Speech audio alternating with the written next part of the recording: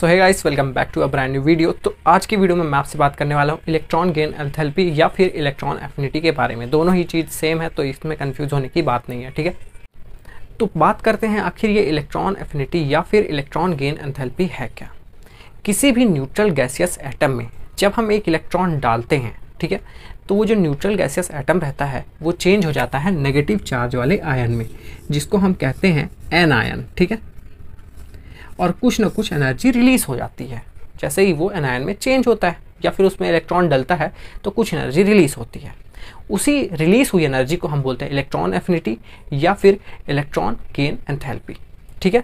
Energy release होती है तो उस प्रोसेस को हम बोलते हैं एक्सोथर्मिक प्रोसेस। तो मतलब कि ये जो प्रोसेस है पूरा इलेक्ट्रॉन डालने का और एनर्जी रिलीज होने का, ये प्रोसेस पूरा एक्सोथर्मिक प्रोसेस है। और ये एनर्जी जो है इसको हम बहुत सारे यूनिट्स में कैलकुलेट कर सकते हैं या फिर कन्वर्ट कर सकते हैं।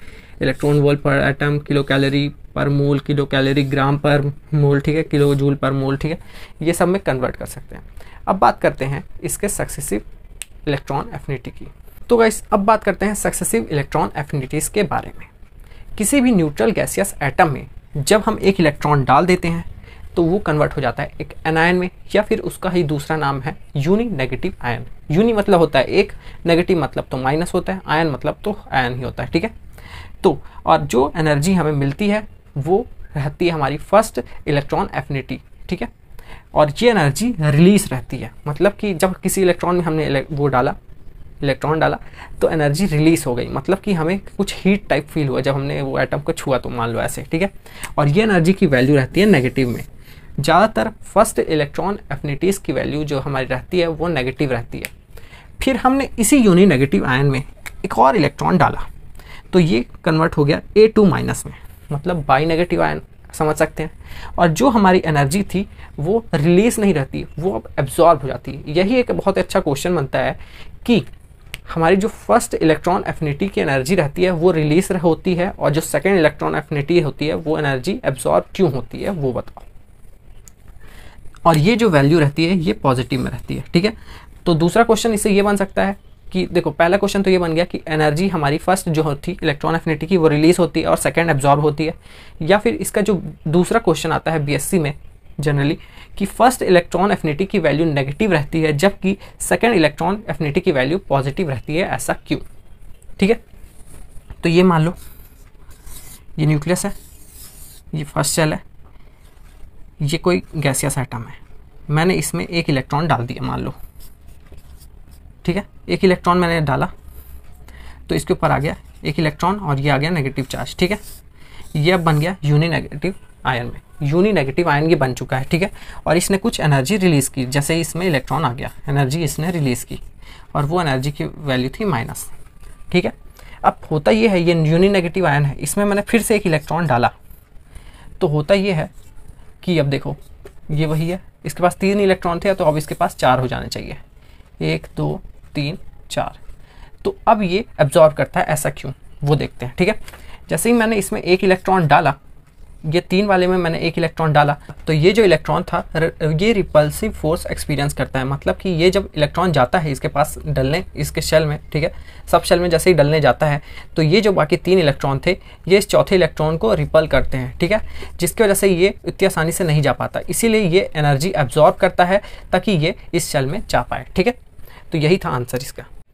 और आप ये सोच रहे होगे बहुत बार कि मैं ये नेगेटिव बोल रहा हूँ, ये पॉजिटिव बोल रहा हूँ, आखिर इसका मतलब क्या है। एनर्जी नेगेटिव पॉजिटिव नहीं होती है, एनर्जी एनर्जी होती है, ठीक है।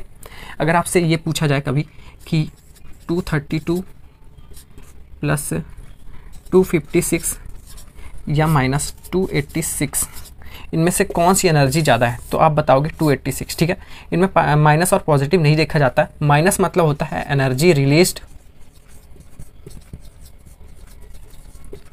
और प्लस मतलब होता है एनर्जी एब्जॉर्ब्ड, ठीक है।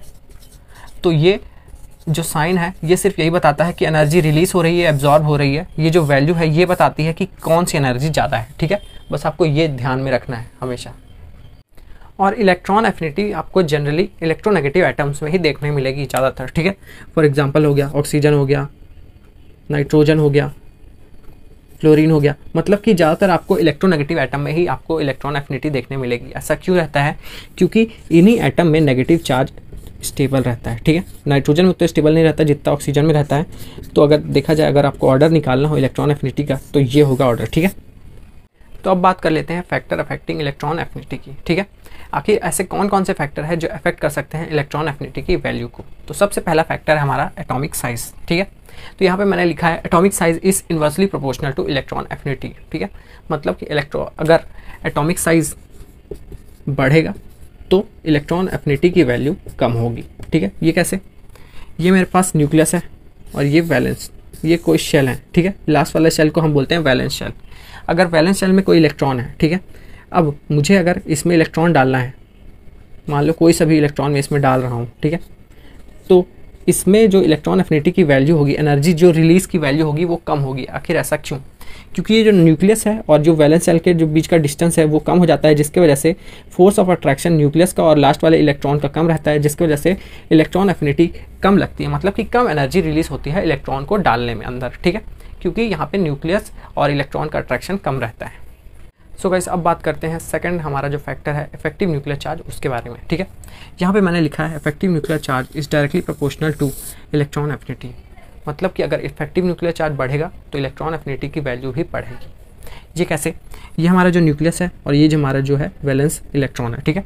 मतलब लास्ट वाले शेल का जो इलेक्ट्रॉन होता है उसको हम बोलते हैं वैलेंस इलेक्ट्रॉन, ठीक है। तो अगर ये न्यूक्लियस के पास ज़्यादा चार्ज होगा, ज़्यादा इसकी पावर होगी, तो मतलब इन दोनों के बीच का फोर्स ऑफ अट्रैक्शन ज़्यादा होगा और ये आने वाले इलेक्ट्रॉन को भी अच्छे से अट्रैक्ट कर पाएगा, ठीक है। आने वाले इलेक्ट्रॉन को भी अच्छे से अट्रैक्ट कर पाएगा, इसीलिए हमें ज़्यादा एनर्जी रिलीज़ होगी जब ये इलेक्ट्रॉन इस शेल में आएगा, ठीक है। थर्ड फैक्टर है जो हमारा, वो है हमारा स्क्रीनिंग इफेक्ट। अगर स्क्रीनिंग इफेक्ट ज़्यादा होगा तो हमारी जो इलेक्ट्रॉन एफिनिटी की वैल्यू है वो कम होगी। आखिर ऐसा क्यों, वो देखते हैं, ठीक है। ये हमारा न्यूक्लियस है, अब मान लो, और ये हमारे कुछ इलेक्ट्रॉन्स है शेल में, और हमारा जो नेक्स्ट इलेक्ट्रॉन आने वाला है जो मैं ऐड करूँगा वो इसमें आएगा, ठीक है। तो ये जो आने वाला इलेक्ट्रॉन है ये बहुत ही कम फोर्स ऑफ अट्रैक्शन फील कर पाएगा न्यूक्लियस वाला, ठीक है। क्यों फील कर पाएगा? क्योंकि एक तो ये सबसे लास्ट वाले शेल में जा रहा है, ठीक है। ऊपर से ये जो अंदर वाले इलेक्ट्रॉन है ये बाहर वाले इलेक्ट्रॉन को रिपल्सिव फोर्स वो कर रहे हैं, एक्सपीरियंस करवा रहे हैं, क्योंकि इनका भी चार्ज नेगेटिव है, इसका भी नेगेटिव है। तो मतलब कि बहुत ही कम फोर्स ऑफ अट्रैक्शन ये एक्सपीरियंस करता है न्यूक्लियस के द्वारा, ठीक है। इसीलिए हमारी जो कम एनर्जी लगती है इलेक्ट्रॉन डालने में बाहर वाले शेल में। इसीलिए इस कहने का मतलब यही है कि अगर स्क्रीनिंग इफेक्ट लगेगा, ये जो हमारा इफेक्ट रहता है रिपल्सन देने वाला इफेक्ट, इसको बोलते हैं स्क्रीनिंग इफेक्ट, ठीक है। तो अगर स्क्रीनिंग इफेक्ट ज़्यादा है तो मतलब कि इलेक्ट्रॉन एफिनिटी की वैल्यू कम होगी, ठीक है। लास्ट फैक्टर है हमारा यहाँ पे पेनेट्रेटिंग इफेक्ट। इसका मतलब क्या होता है? अरे ये मैंने डी लिख दिया, ये एफ होगा, ठीक है। तो इसका मतलब ये होता है कि हम अगर एस सेल में, ये हमारा मान लो एस सेल है, ये पी है, ये डी है, और इसके बाहर वाला मान लो एक बड़ा सा एफ है, ठीक है। तो हम अगर एस सेल में अगर डालेंगे हम इलेक्ट्रॉन, ठीक है, तो हमारी जो इलेक्ट्रॉन एफिनिटी की वैल्यू होगी वो सबसे ज़्यादा होगी। इलेक्ट्रॉन एफिनिटी की वैल्यू एस सेल में सबसे ज़्यादा होगी, फिर पी सेल में ज़्यादा होगी, फिर डी में होगी, फिर एफ में होगी। आखिर ऐसा क्यों, ठीक है, ये देखते हैं। तो यहाँ पे आप देख सकते हो, अगर यहाँ पे इलेक्ट्रॉन डालेंगे तो इन दोनों के बीच का जो फोर्स ऑफ अट्रैक्शन है, ठीक है, वो बहुत ही ज़्यादा होगा, जिसकी वजह से हमें ज़्यादा एनर्जी रिलीज होगी, ठीक है। और अगर पी में डालेंगे तो इससे हल्की फोर्स ऑफ अट्रैक्शन इससे हल्का कम होगा, क्योंकि डिस्टेंस बढ़ गया है। और डी में डालेंगे तो और थोड़ा बढ़ गया है डिस्टेंस, जिसकी वजह से फोर्स ऑफ अट्रैक्शन कम हो जाता है। अगर फोर्स ऑफ अट्रैक्शन कम हो रहा है तो मतलब इलेक्ट्रॉन एफिनिटी की वैल्यू कम होगी। और फोर्स ऑफ अट्रैक्शन न्यूक्लियस और आने वाले इलेक्ट्रॉन के बीच में बढ़ रहा है तो मतलब हमारी जो इलेक्ट्रॉन एफिनिटी की वैल्यू होगी वो ज़्यादा होगी। बस इतना समझ लो, ठीक है। अब बात करते हैं ट्रेंड्स की, कि आखिर लेफ्ट से राइट जाने में पीरियोडिक टेबल में क्या होता है और टॉप से बॉटम जाने में क्या होता है, ठीक है। तो अगर हम लेफ्ट से राइट जाते हैं तो एटॉमिक साइज हमारा डिक्रीज होने लगता है, ठीक है। मतलब कि डिक्रीज होने लगता है, जिसकी वजह से हमारा जो अट्रैक्शन रहता है न्यूक्लियस का और वैलेंस शेल का वो बहुत ही ज़्यादा रहता है, जिसकी वजह से हमें ज़्यादा इलेक्ट्रॉन एफिनिटी की वैल्यू मिलती है। जबकि जब हम ऊपर से नीचे जाते हैं तो एटॉमिक साइज़ बढ़ते जाता है। ये मेरी ड्राइंग आप वो मत समझना, ये साइज़ बढ़ा ही हुआ है, ठीक है। एटॉमिक साइज़ बढ़ते जाता है, जिसकी वजह से न्यूक्लियस और वैलेंस शेल के बीच में जो अट्रैक्शन रहता है वो कम हो जाता है, जिसकी वजह से हमारी इलेक्ट्रॉन एफिनिटी की वैल्यू कम रहती है, ठीक है। तो यहाँ पे एक बहुत ही अच्छा एक्सेप्शन क्वेश्चन बनता है कि ऐसे तो फ्लोरीन की ज़्यादा होनी चाहिए थी, क्योंकि फ्लोरीन का साइज़ छोटा है और क्लोरीन का बड़ा है, तो फ्लोरीन की इलेक्ट्रॉन एफिनिटी की वैल्यू ज़्यादा होना चाहिए थी क्लोरीन से। पर एक्सपेरिमेंटली देखा गया है कि क्लोरीन की इलेक्ट्रॉन एफिनिटी की वैल्यू ज़्यादा है फ्लोरीन से, ठीक है। ऐसा क्यों? ऐसा इसलिए क्योंकि हमारा जो फ्लोरीन में रहता है 2p5 ऑर्बिटल, ठीक है, और क्लोरीन के लास्ट में रहते हैं 3p5। तो यहाँ पे होता ये है कि फ्लोरीन के पास सिर्फ 2 ही शेल रहते हैं, एक और ये 2। तो ये आने वाले इलेक्ट्रॉन को अपने पास नहीं रख पाता। क्यों नहीं रख पाता? Due to inter electronic repulsion. ये जो इलेक्ट्रॉन रहते हैं ये इस इलेक्ट्रॉन को इतना रिपल कर देते हैं कि ये उसको रख नहीं पाता, जिसकी वजह से हमारी जो इलेक्ट्रॉन एफिनिटी की वैल्यू है वो कम रहती है, ठीक है। जबकि क्लोरीन में ऐसा होता है कि उसके पास 3 शेल रहते हैं, 1 2 3। यहाँ पे उतना ज़्यादा इंटर इलेक्ट्रॉनिक रिपल्शन नहीं लगता आने वाले इलेक्ट्रॉन को, इसीलिए यहाँ पे इलेक्ट्रॉन एफिनिटी की वैल्यू ज़्यादा रहती है, ठीक है। अगर लास्ट में आपसे पूछ लिया जाए कि हम इलेक्ट्रॉन एफिनिटी को कैसे डिटरमाइन कर सकते हैं या फिर मेथड क्या है इसको डिटरमाइन करने का, तो आप ये कह सकते हो कि डायरेक्ट तो नहीं पर इनडायरेक्टली हम बोन हैबर साइकिल की मदद से इसको डिटरमाइन कर सकते हैं, ठीक है। बस आपको यहाँ पे बना के नहीं दिखाना है, बस आपको बता देना है क्योंकि एग्जाम में इतना ही पूछता है, ठीक है। सो गाइस ये थी छोटी सी वीडियो। अगर आपको ये वीडियो अच्छी लगी तो इसको लाइक कर देना, चैनल को सब्सक्राइब कर दो। सारे एक्सेप्शन क्वेश्चन कवर किए हैं इस वीडियो में। करते हैं वीडियो को एंड, मिलते हैं नेक्स्ट वीडियो में, तब तक के लिए बाय बाय।